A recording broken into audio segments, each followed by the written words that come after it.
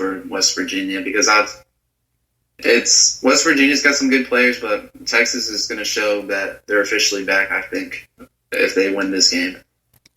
I really thought Texas would be able to beat LSU a few weeks ago. That was a little concerning, but outside of that, Texas probably only serious threat I see for them for the rest of the year.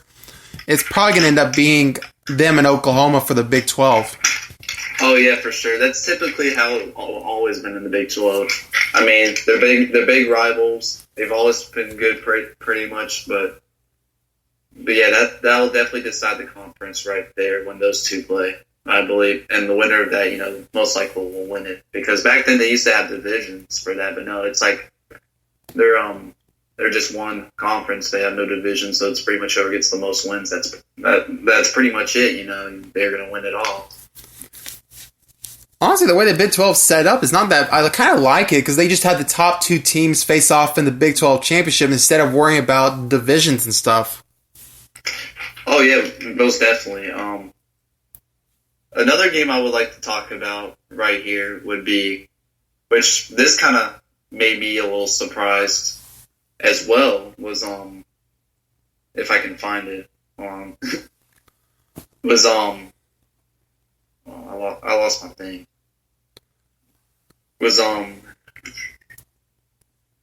Mississippi and Vanderbilt. That was one game that kind of caught my eye as well because they both Ole Miss and Vanderbilt both been struggling this year, and I feel like that will be a very close game for what it is. But I feel like Ole Miss would win by 3 touchdowns against Vanderbilt. Yeah, the thing with that one is I just feel like neither team is really that good. But I'll take Ole Miss in that one because I feel like they are slightly better than Vanderbilt. But I guess I'll say Ole Miss by 10. Yeah, that sounds about right. And Ole Miss, they got some talent too, but it's just they haven't been very impressive this year at all. I mean, I feel like they've got a lot of work to do for what they've got going on. Another game I would say, which this team's kind of surprised me about how, especially after that game against Duke last week, is Virginia Tech plays at Miami, and I think Miami would win that one by 3 touchdowns. Yeah, I see Miami winning. I don't know if 3 touchdowns. I'm actually go a little bit less. I'm gonna say Miami by 4 in this game. I just don't feel like Miami is, even though they've won some games, like they really have not looked impressive in there, even when they won the game so far. But I do think the Canes pull out a close win here.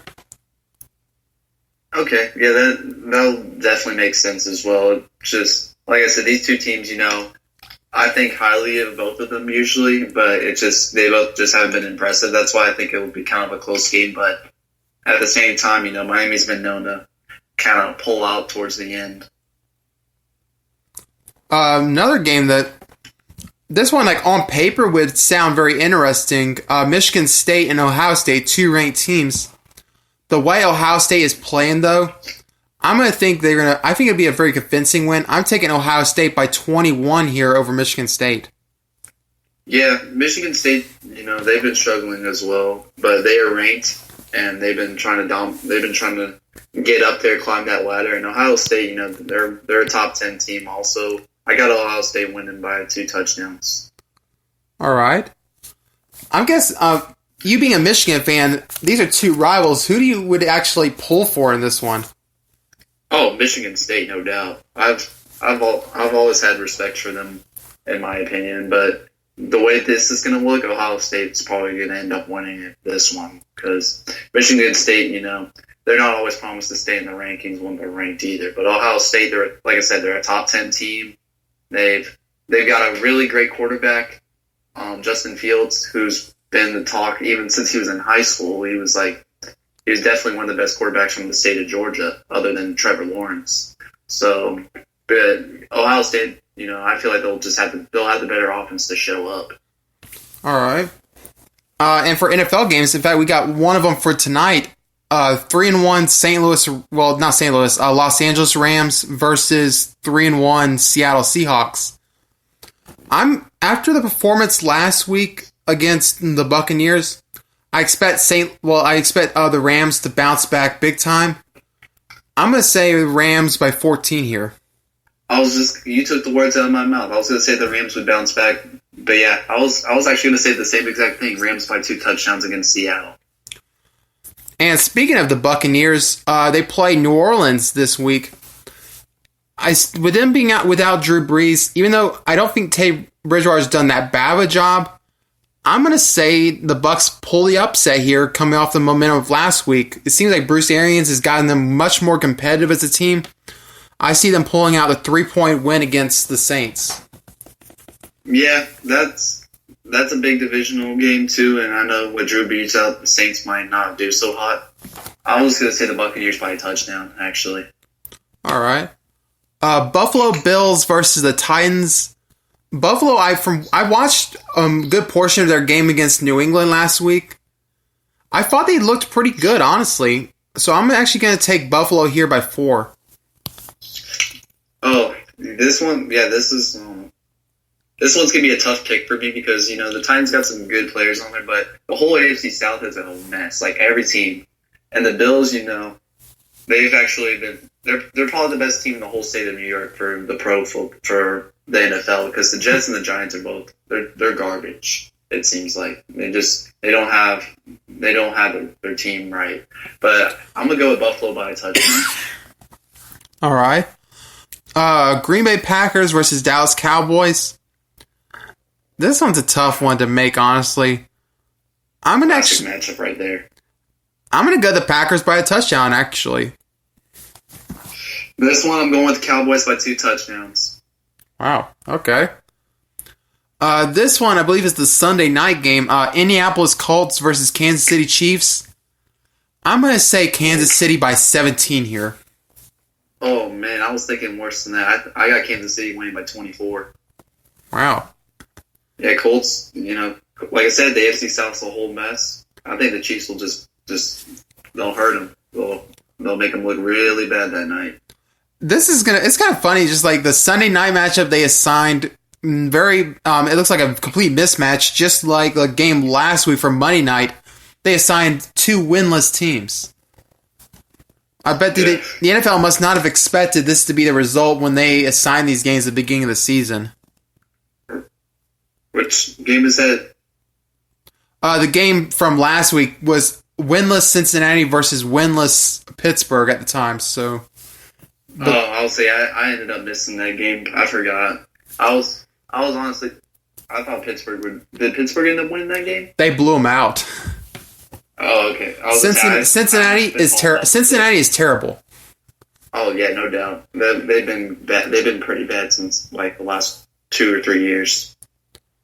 I'm starting to think that maybe Marvin Lewis wasn't the only issue with that NFL with the Bengals. Yeah, Pittsburgh's usually a pretty good team, but it's been, like I said, it's been a very crazy start to the NFL season, and I haven't followed up enough with the whole season closely, but it's been very shocking what we're seeing with some of these like divisional games and stuff right here, and I feel like that whole AFC North division is going to go to Baltimore. Well, Baltimore did just lose this past week, 40-25, I believe it was, to the Cleveland Browns. That was impressive. That was very impressive. And now, speaking of that, the number 1 team currently in the AFC North, Cleveland Browns, will face the undefeated San Francisco 49ers for Monday Night Football. I'm going to actually say streak snapped as Cleveland knocks them off by a touchdown. This one's definitely tough for me to pick too because both teams, the last few years they've been having a lot going on. They just haven't had they just had a hard time winning games. But I've got Cleveland winning by 2 touchdowns on this one. Yeah, I could see that. But I will say I'm at least much more interested to watch this Monday night game than I was for the one this past week. Yeah, I can agree with that for sure. So yeah, we hit on some pretty good football topics. Obviously, I'll be going to the game tomorrow over in Boot Hill to check undefeated Columbia versus one-loss Madison County. And you said you're going to check out Mandarin versus Aquinas, so you're going to definitely get to see both those teams are talented, but it's going to be almost like seeing a very talented one against an all-star team almost with Aquinas. That's what I'm saying. Like, that will be the game, probably the craziest, but the best team in Florida I'll probably ever see in my personally in my entire life. Because I mean, I remember going to Mandarin games in the past, just seeing how some of the teams they've competed with, and honestly, from the past 2 years, I think the toughest team I ever saw play in person was, I would say, Godby. Probably Godby over Apopka, maybe. But this game right here this will definitely be the best team I will ever see in person, which is St. Thomas Aquinas.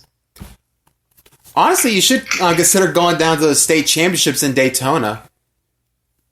Oh, yeah, that is something I thought about as well. But like I said, I don't even know how many Northeast Florida teams will represent too. It's going to be tough to see for sure, because the way I see it, I feel like there's going to be at least 3 or 4 Miami schools that are going to be in the state championships, like at the end of the season.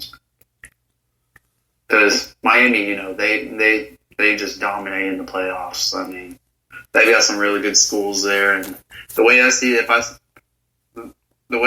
is with some of these North Florida schools is for them to get to the playoffs, they just need to establish the right mentality and make sure they're watching film as much as they can, because the playoffs will not be easy for a lot of these schools in the region. It wouldn't matter who it is. I mean, it's a lot you got to look at, because that's just how it's always been. Miami schools, for the most part, have been really good.